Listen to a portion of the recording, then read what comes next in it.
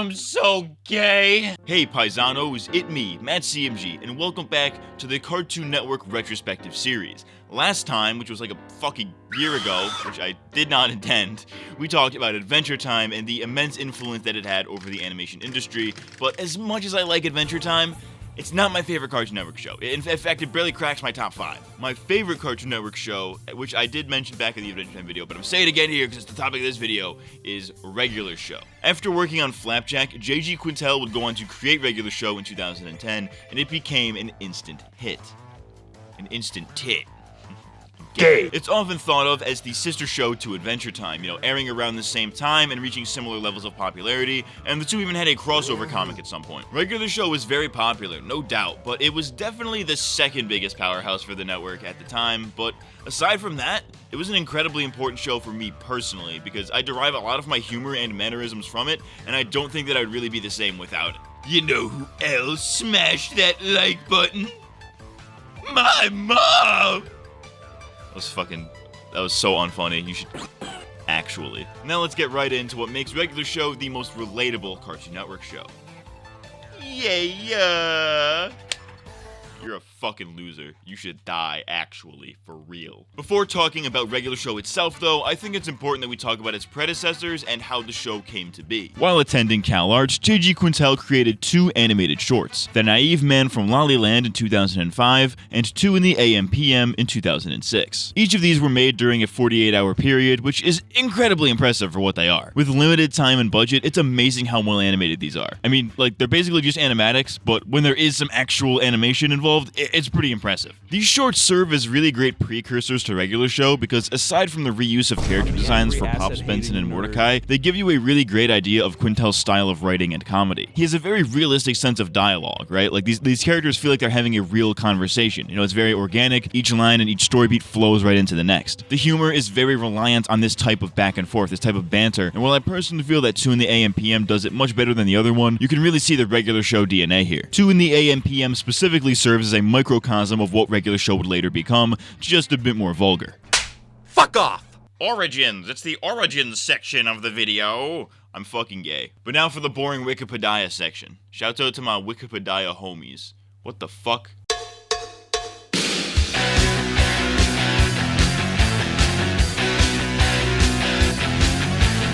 Regular Show is an episodic series that follows the day-to-day lives of Mordecai and Rigby, 2 best friends who work as groundskeepers at a park. They're gay together, they suck each other's penises. They face basic everyday problems that they solve through otherworldly means. Ordinary problems, extraordinary solutions. Wait, that was a perfect opportunity to say regular problems and irregular solutions.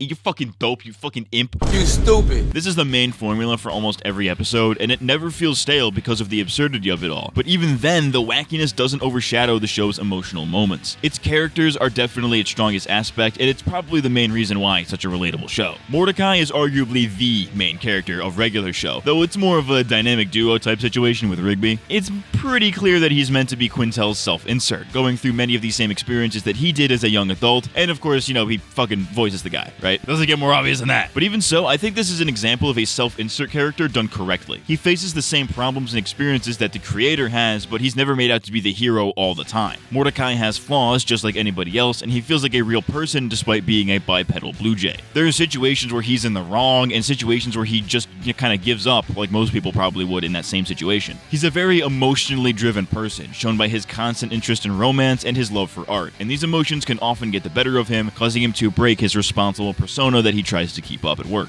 Though he doesn't always want to admit it though, he's often just as immature and goofy as Rigby, and it definitely shapes his behavior, especially when women are involved. Of course, his dynamic with Rigby is super important to his character, which leads me to Rigby. Oh, whoa, fucking great transition. Oh, fucking get AIDS, please. And I feel like I speak for a large portion of the fan base when I say that this dude is really hit or miss for me. Sometimes he is great, right? He's a lovable little scamp, and other times he is an insufferable piece of shit that you wonder why any of the other characters even bother associating with him. Granted, that is his character though, right? He's an immature and selfish guy, but I often feel that that's way overdone, even in episodes where he is supposed to mature. Rigby will often take the quickest and easiest route to solve his problems. problems, and that often just leads to more problems, but he's so stubborn and selfish most of the time that he doesn't even care about the collateral damage that he causes. It can sometimes be infuriating to see him learn the same lessons over and over again, and while this can be funny in an episodic context, I won't lie and say that it's very frustrating to watch as a viewer sometimes. However, I think an argument could be made that this just adds to the realism of the show. In real life, people like Rigby don't always learn their lesson and will keep doing the same dumb shit over and over again, and I think it's this repeated disregard for learning from his mistakes that makes his high school arc throughout season 7 so great, though I will talk about that more later. I want to see Mordecai and Rigby fight the Mujahideen.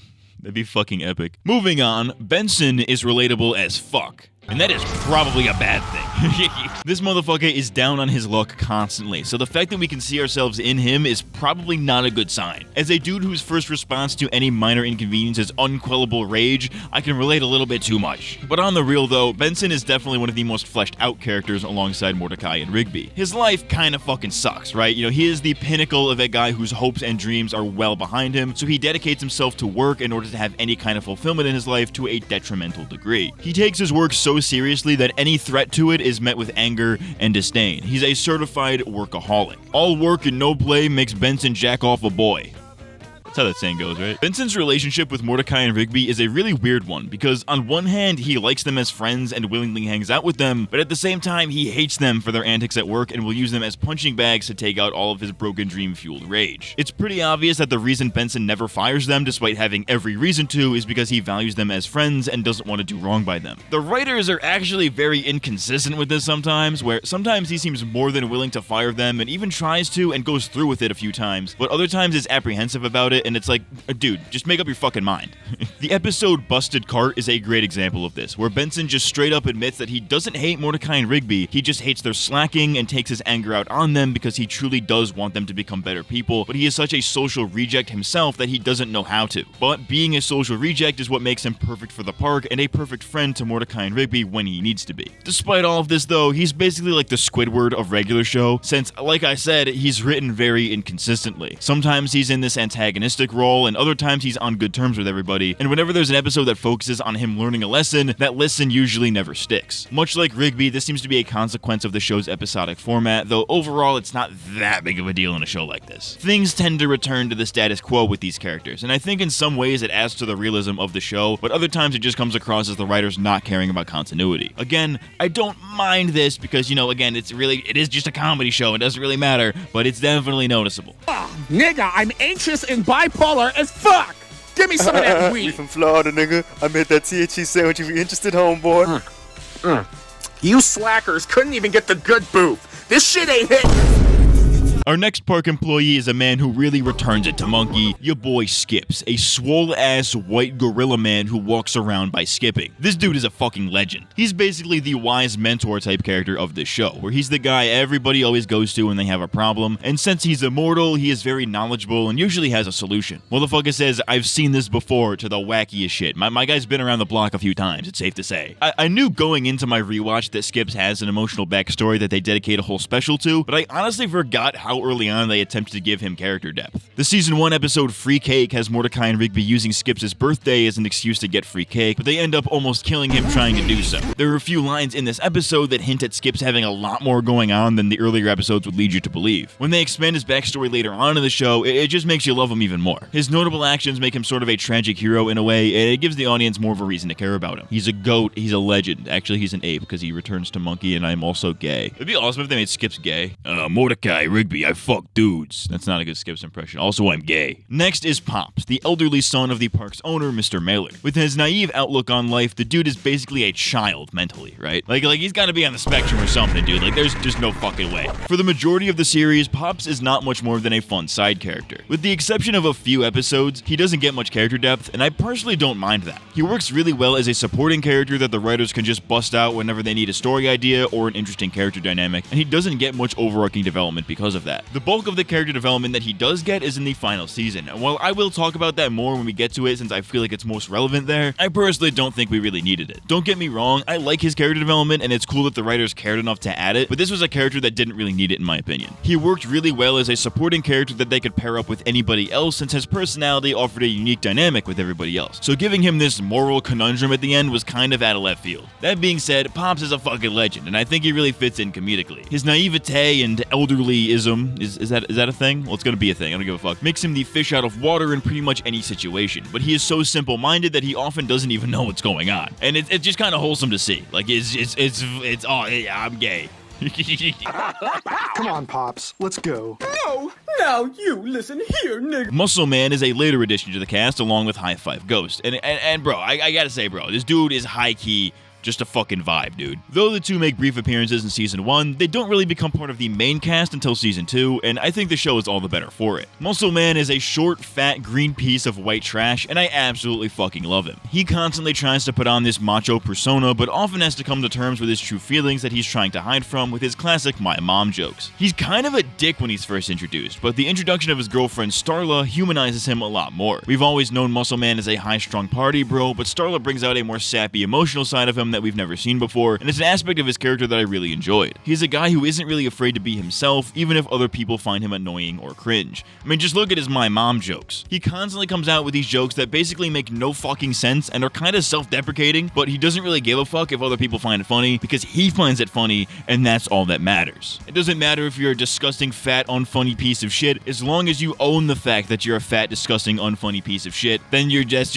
as confident at its finest. It's wholesome. I love this cracker. Is there a slur for green people? Shouts out live action Muscle Man. Smoking the fattest doobie you've ever seen. And bro, High Five Ghost is such a fucking legend, man. I mean, like, I know I've been calling every character a legend so far in this video for some reason. I really don't know why, but I mean it this time. Like he's such like a wholesome person, right? Like he's the kind of guy most people just want to be friends with, you know? They mostly use him in conjunction with Muscle Man, where episodes revolving around him almost always deal with their friendship in some way. But honestly, I feel like that's kind of overdone. I honestly wish that there were more episodes dedicated to him on his own because he had like no character development. I mean, not that he really needed it because he was already like a well-adjusted person, and I guess that's kind of just like the joke, but I really fuck with the few episodes where he was the main focus without his connection to Muscle Man or the other guys being so in your face. I would unironically watch an entire show with this guy just being like just a regular ass bro. Like, it would be fucking epic. Let me see that High Five Ghost spin-off. That being said though, this dude has absolutely terrible taste in women. Like, bro, there is no way this bitch had a stable relationship with her father. That's all I'm saying, alright? What's your relationship like with your father?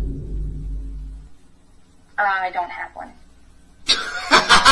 And speaking of women, I don't know if most fans count her as a main character because she does become a regular as the series progresses, but I think Eileen is pretty fucking cool. When she is first introduced, it's as a background character who has a crush on Rigby, and through Mordecai's attempts to get with Margaret, Eileen starts getting closer to Rigby, and the two begin dating off screen throughout the series. Eileen is basically the polar opposite of Rigby. You know, she's smart, studious, and kinda nerdy, and I think it's because of that she's so drawn to him. She's drawn to his craziness and spontaneity, right? These two honestly have one of the most wholesome and stable relationships, which perfectly contrasts Mordecai's inconsistent love life. Her and Rigby are great support systems for each other, and it's just like it's just healthy, you know? They bring out the best in each other. It's great. Outside of her relationships though, Eileen is the real MVP, dude. Her smarts are able to get the group out of numerous situations, but in a different way from Skip's. She really thinks through every situation, but most of her plans don't end up working, prompting her to throw away the plan and just go off the cuff. This does wonders for her character, since much of her personality revolves around being a perfectionist, so to have instances where she can't be that is some subtle yet effective character development, I think. If you want embarrassing, there's this manifesto I wrote in 6th grade.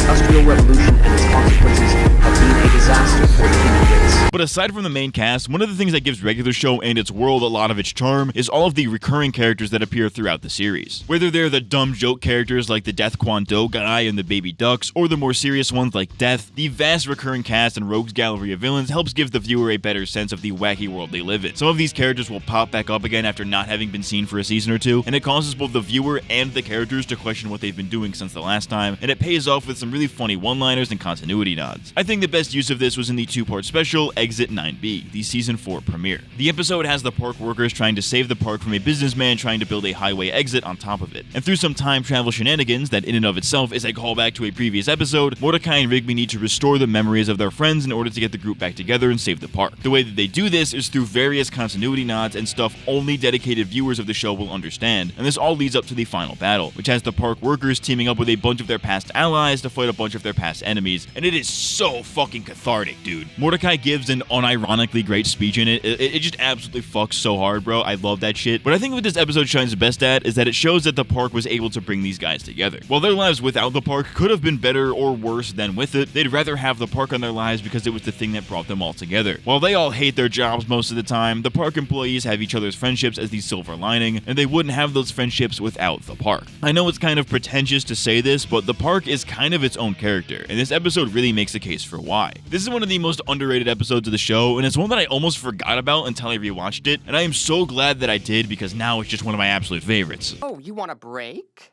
Yes. Yes. I'll give you a break.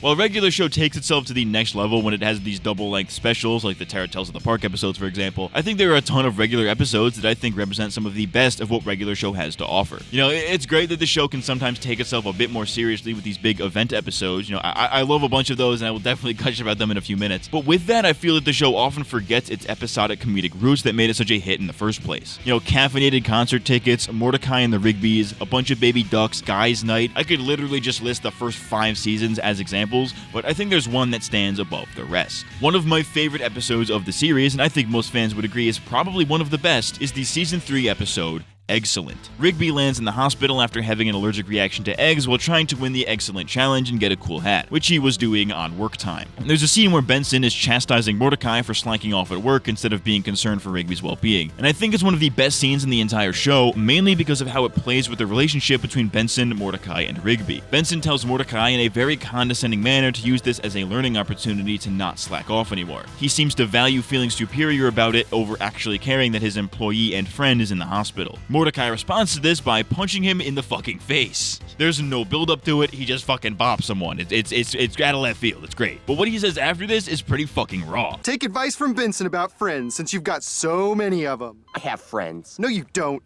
Everyone only hangs out with you because you're our boss. Rigby only wanted to try and win a hat. He doesn't deserve to be in a coma because of it. That's called motherfucking bars, nigga! Benson is kind of in the right with what he says here though, right? Mordecai and Rigby should not have been slacking off, and their slacking had consequences, but it wasn't really the time or place to say something like that, so he definitely fucking deserved to get punched, like 100%. But on the other hand, Mordecai has a point as well, because he values being a good friend over keeping his job. This punch also represents the years of Benson getting away with yelling at and berating Mordecai and Rigby, and not treating them as equals. Mordecai has finally had it with Benson's bitching, and he didn't care if it meant he'd lose his job, so he took out his anger in a display of raw emotion. This scene and the episode in general serves as a turning point for Benson's relationship with Mordecai and Rigby. He now sees Mordecai's devotion to his friend and starts to respect him a lot more. What Mordecai tells him about not having real friends seems to resonate with him, so Benson tries to make things right. In later episodes of the series, we see that Benson will yell at Mordecai and Rigby together, or just Rigby, but very rarely will he yell at just Mordecai by himself. It's because he knows Mordecai is responsible and he respects him, something that he can't really say for Rigby. I also find it interesting that this is one of 4 episodes in the entire show that was written and boarded by just JG Quintel by himself, and is the only episode of the series to have won an Emmy. It's just a banger. It definitely top 3 for sure, 100%. Goated with the sauce. Getting back into the bigger episodes though, there is no way I could do this video and not talk about Regular Show, the movie. Like other TV movies based on cartoons, it's basically just an extended episode with a slightly higher budget and that classic cartoon movie shading. Even though it is basically just a long episode, I think it's one of the best of the series because it plays around with Mordecai and Rigby's friendship, something that is so central to the show. Their friendship, like we established, is founded on one sole concept. Mordecai is the responsible, mature one, while Rigby is the Charlie Day wildcard, with one's character flaw getting the both of them into bad situations. This is more so the case with Rigby doing dumb shit, but Mordecai also has his fair share of fuck-ups as well. This movie plays with this idea in the most meaningful way the show has ever done it, because it begs the question of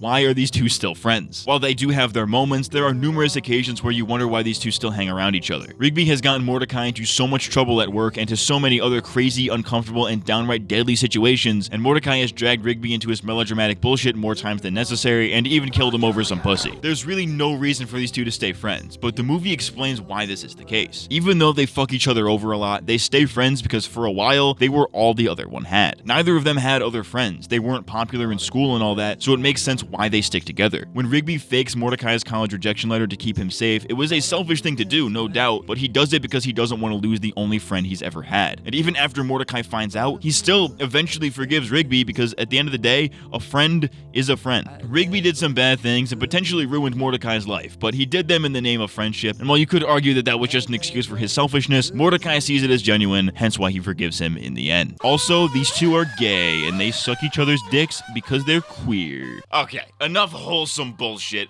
Let's talk about giant robots beating the absolute fuck out of each other. Of regular show specials, there is none more clever than the Brilliant Century Duck Crisis special. This episode is a lot of things, right? It's a meta-commentary on corporate greed and marketing schemes, it is a parody of mecha anime like Neon Genesis Evangelion, and is filled with general anime references. It's got a ton of callbacks and continuity nods to the series past, and above all, it just kind of fucks. This is such a fun episode beginning to end. All the anime references seem like they come from a place of genuine love for the medium, and they definitely do, with JG Quintel being a huge anime fan, which he references all over his work. These references are never too overwhelming, and the episode works perfectly fine if you don't get them, but it's so much better when you know what's being referenced, and I think it's a good example of referential humor being done well. It's very postmodern in that way. The episode also caps off the Baby Duck storyline, if you could even really call it that, which was one of the most consistently entertaining recurring stories in the entire series. The purpose of the episode was supposedly to make fun of an official regular show toy line that came out in real life that was notoriously bad, so it's also got that meta edge to it as well, and I am an absolute sucker for meta bullshit. I wouldn't quite say this episode is regular show at its best because it doesn't really do the show's main premise as well as episodes like Excellent or Mordecai and the Rigbys do, but it's still a fun romp that I will always think of when I think of regular show.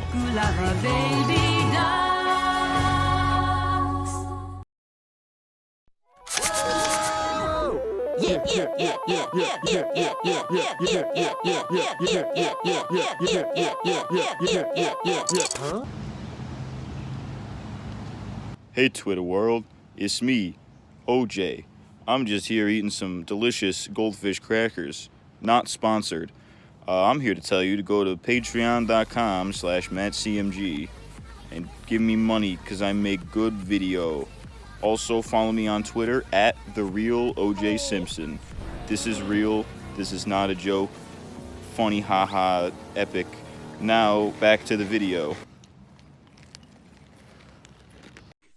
Coming up on Cartoon Network. More regular show.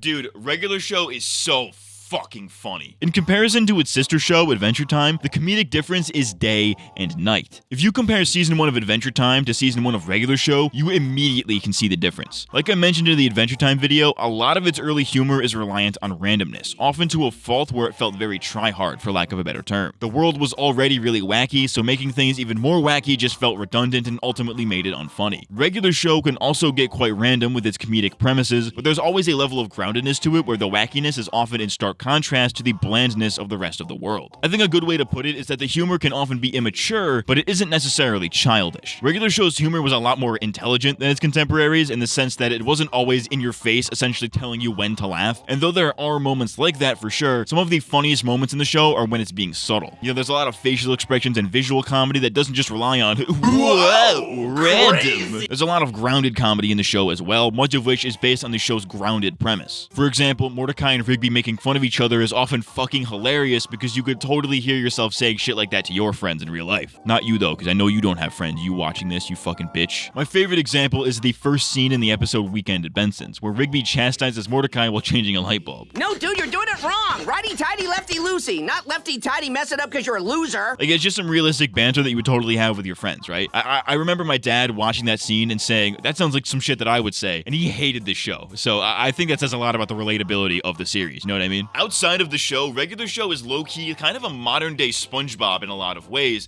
and that's to say that it's been a huge source of memes. You know, you've got those Mordecai Simp memes, the memes that poke fun at the show's format. There was that weird meme of Rigby dancing to half a second of a recognizable song meme that went around for a little while a couple years back? Do you have a better idea? Yes, I do. I realized that probably nobody but me remembers that meme, and that's probably because I made like fucking 12 of them on my Twitter in like 2017, and it was very annoying for everybody involved, but like, you know what, you get the vibe. A lot of memes have recently been popping up as well, a lot of them focusing on Muscle Man's My Mom jokes or Benson just being a fucking psychopath. There is a Twitter account that I follow, or at least that I used to follow because I don't think they're around anymore, but it was a bot that would just take viral tweets and rephrase them as a Muscle Man My Mom joke. It was fucking great. I hope that account comes back. We need that shit. The society needs this account. That's all the kind of stuff that's arisen from today's meme culture. But back in the day, Regular Show is what exposed me to the downright stupid humor of YouTube poops. I never really got too into YouTube poops as a kid. You know, today I find them absolutely hilarious, but as a kid I had like just no concept of them, right? Until one day when my brother showed me a video simply called Regular Show Edited, which is basically just a YouTube poop without the name for whatever reason. They would just take an episode of the show and edit the absolute dumbest shit into it. It's fucking great. These videos are the reason why anytime somebody says come on, I always think in my head, my chest, because it's like come on my chest, because they're coming on his chest. I'm hilarious. Come on. My chest.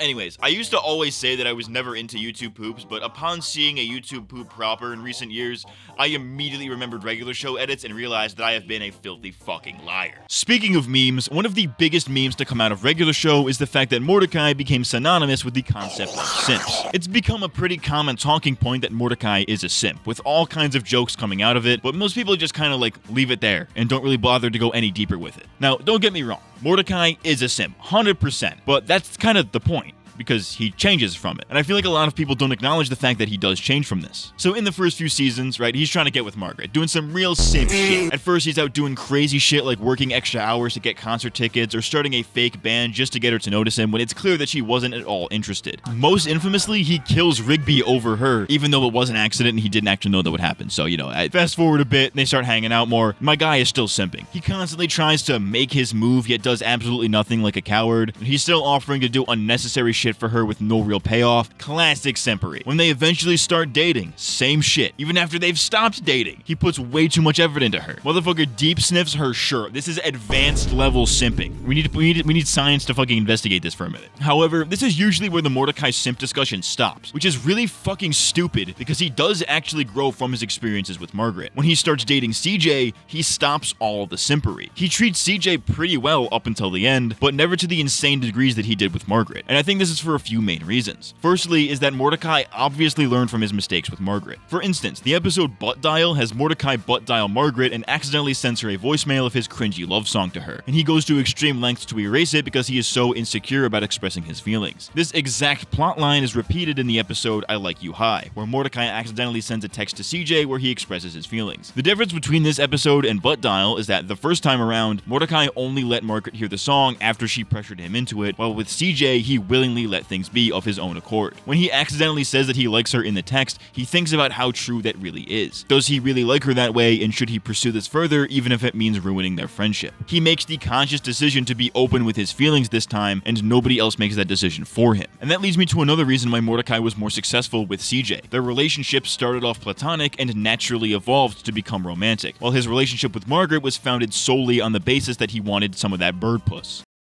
Do birds have pussies?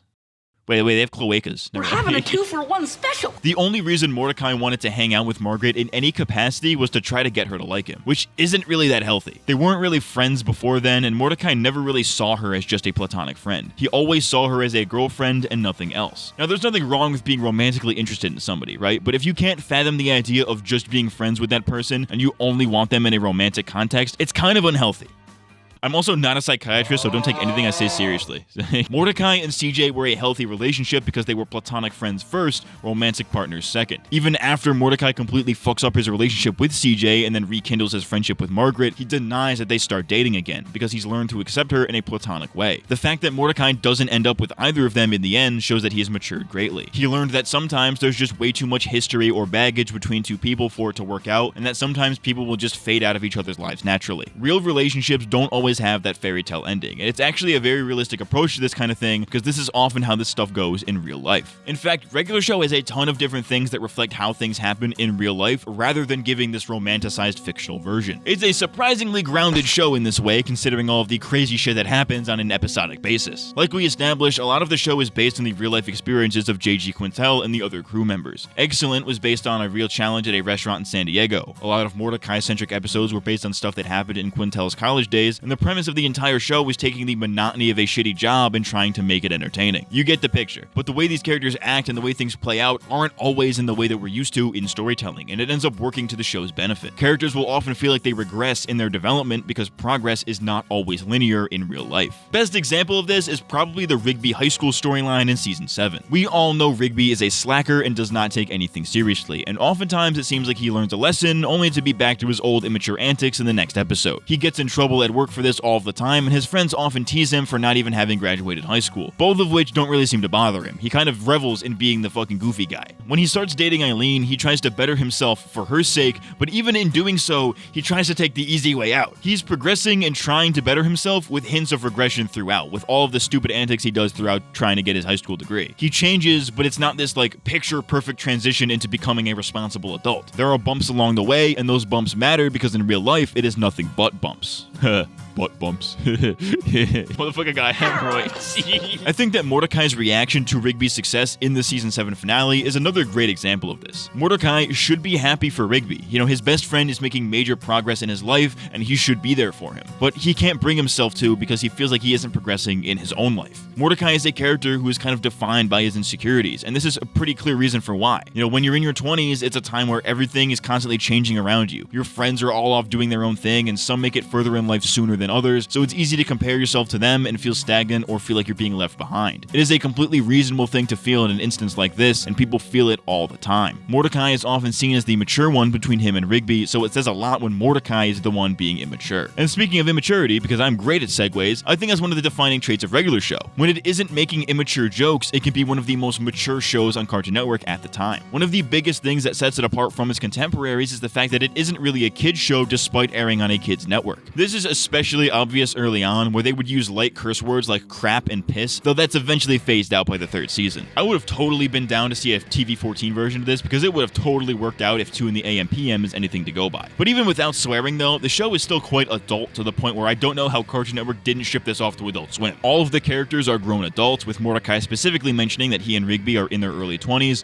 with the rest of the park crew being presumably older than that. They work a shitty job, they date girls, they go out drinking with their bros, stuff that kids can't necessarily relate to. It's an adult show that just so happens to be tame enough to appeal to kids. There's a gag where the joke is that everybody is just staring at Margaret's ass and it's not even subtle. They really want that cloaca bad. This is the only kids cartoon I know where floppy man-titties can be used as a joke multiple times. I have no clue how they got away with Muscle Man's big sweaty moves as much as they did. Replace soda and wings with booze and alcohol, and a ton of scenes make way more fucking sense. There are several occasions where they shoot just straight up real guns. You know, usually cartoons have like non-lethal laser guns and shit, but no, they got straight up like actual fucking blammers in this show. People die all the fucking time, and they address it directly. I have no clue how this got through standards and practices, but I'm just here for it, yo. I'm down. More kid shows with adult elements. And by adult elements, I don't mean maturity, I mean fucking crazy shit like guns and swearing, please. Another part of what gives regular show its charm is the fact that it's just so timeless, and I would even go as far as to say that it is a postmodern masterpiece. There is a constant use of old music, and there's non-stop 80s movie references, but they never feel forced. An inferior show would say something like, hey, remember this thing from the 80s? It was so cool, right? Whoa! And then just kind of leave it at that. But regular show doesn't romanticize it that way. Regular show implements all of these old things and pays homage to them pretty earnestly, but also acknowledges that they weren't actually all that great to begin with. It invokes those feelings of nostalgia from the people who grew up with those things, but it's also never lost on a younger audience. The world of regular show is this weird mix between current and old technology. You know, like they have like cell phones and computers and shit like that, but their video games still look like this, and it's like the most advanced shit that they have ever fucking seen. Modern TV TVs exist, but Mordecai and Rigby are still rocking an old CRT. They get their movies from a video rental store, and they watch them on an old VCR, and they get their music on cassette tapes. It's an old school aesthetic, but with a modern spin, so that even people who didn't grow up with these things or know what they are can still understand the premise. And I think that's why it resonates with such a wide range of people. Hell, my parents hated this fucking show, but they still knew it as the show with the 80s music. You know what I mean? Speaking of which, there were a few times where you could kind of tell that they wanted to license out a specific song, but just couldn't afford it. And you can tell because sometimes the scores sound super similar to a well-known song. For instance, in the episode The Lunch Club, which is a clear parody of The Breakfast Club, they end with this montage that pays homage to that movie. But instead of using Don't You Forget About Me, they use some generic score that's clearly meant to sound vaguely similar to that song, which is even weirder when you consider that they've used the actual song before in an earlier episode, but for whatever reason just couldn't afford it this time around. Don't know what the hell was going on there, so kind of fucking weird, but sure, whatever. But even so, the show's constant use of licensed music gave it a specific feel that I really just can't describe. Hearing Poison's Nothing But a Good Time while the guys are broing out, or Working for the Weekend while Mordecai and Rigby are on that Sigma grind set for concert tickets, is just a whole vibe. I cannot imagine the Hyperduck Extreme transformation sequence without the touch playing in the background, or the Mississippi Queen segment without that song. This is yet another thing that sets Regular Show apart from other animated shows of its time. Most kids shows don't really use licensed music for a variety of reasons. The only examples I can think of is when Adventure Time used that Mitski song that one time, or when shows like Kim Possible would have a musical guest like Smash Mouth or something like that, right?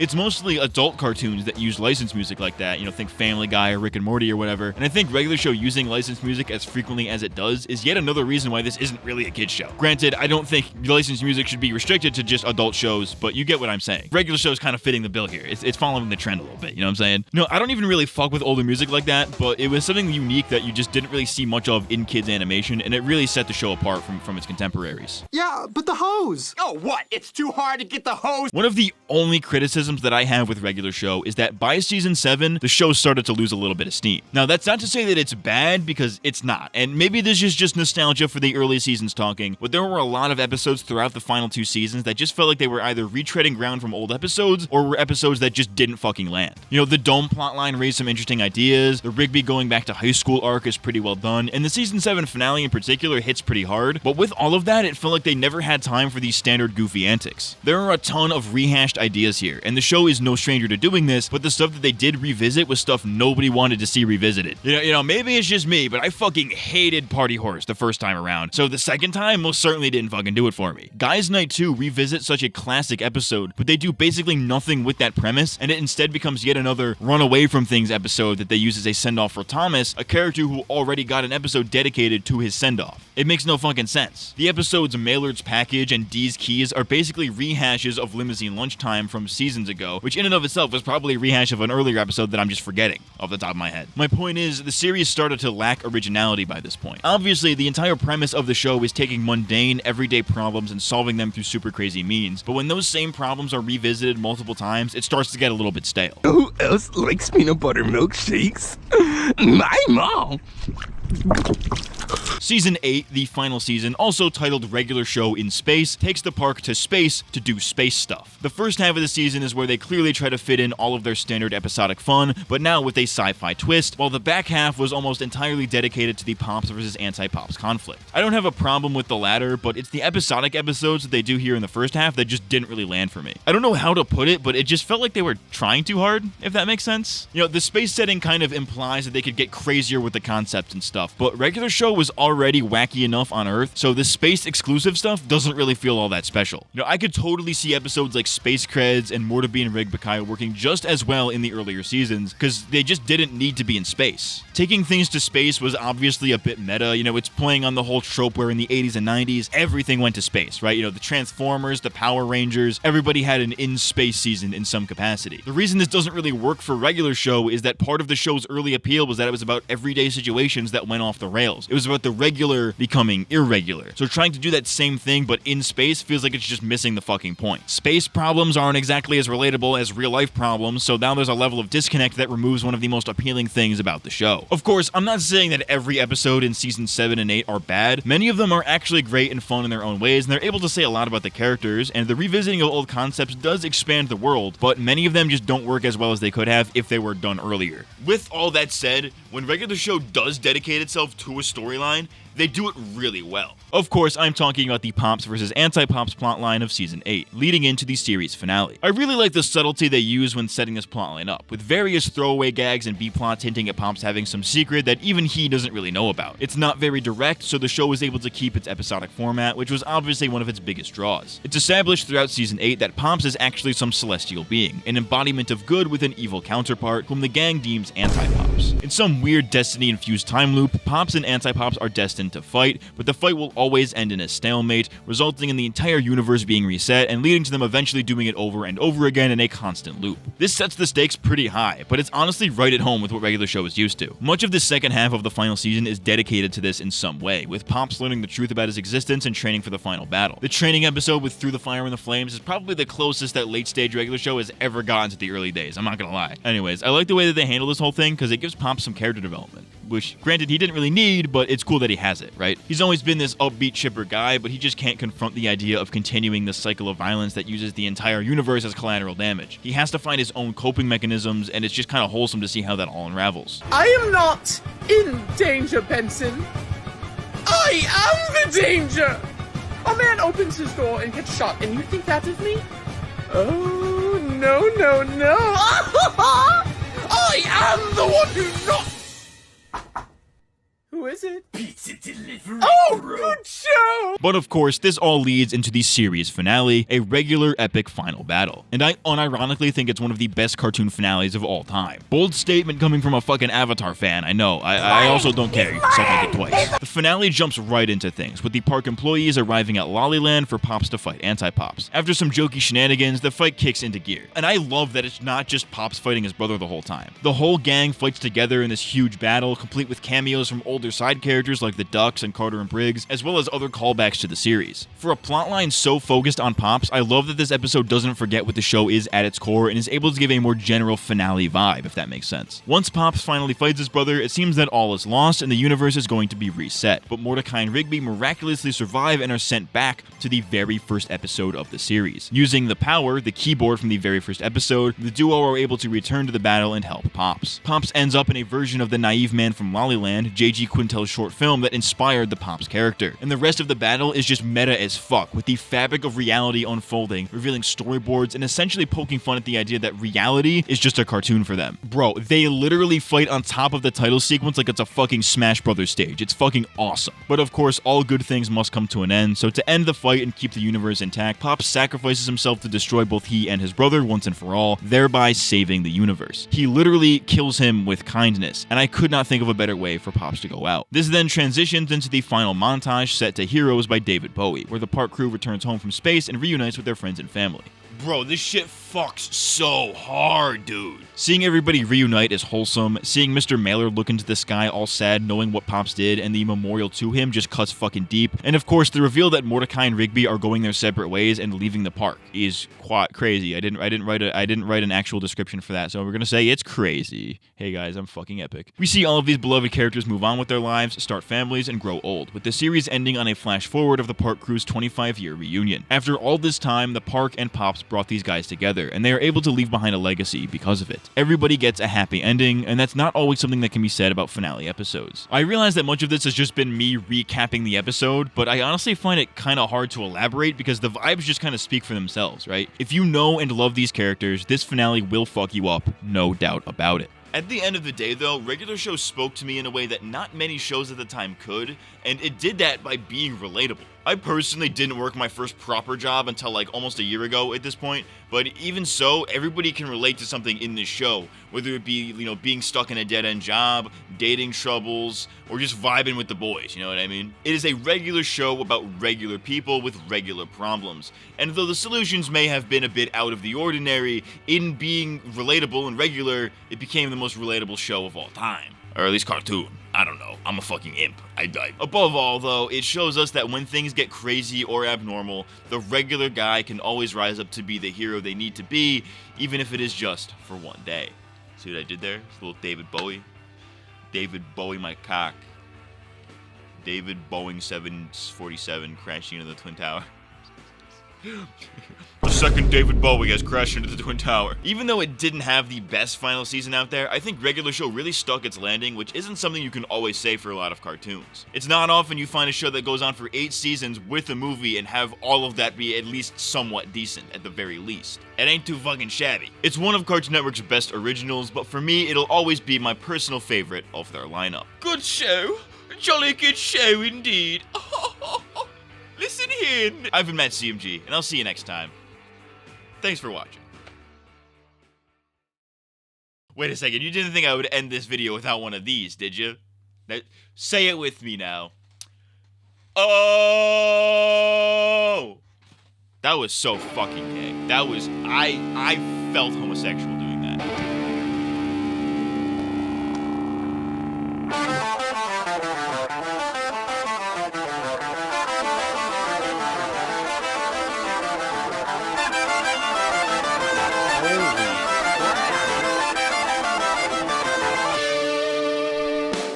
Staring into my eyes. Who am I but a guy with 2 eyes on the prize, and the prize in my eyes is 10 times the surprise in your eyes as I kiss you goodnight. Your smile is the fire that rocks my soul. Gonna remember it until I grow old. 'Cause life is too short, we gotta do things right. So baby, let's just party tonight. Baby, let's just party tonight.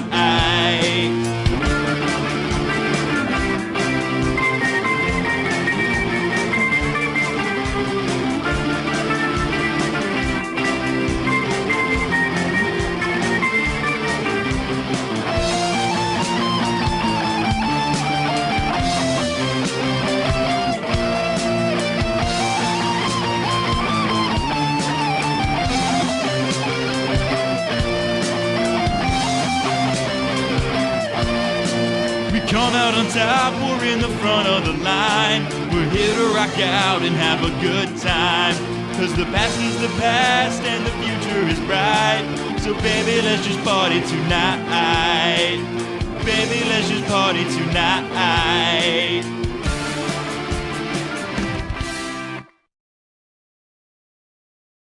Me when I fuck a bitch in the Walmart parking lot? Yeah. Dudes be afraid to moan in their girl's ear, meanwhile I be in them guts like, yeah. Oh.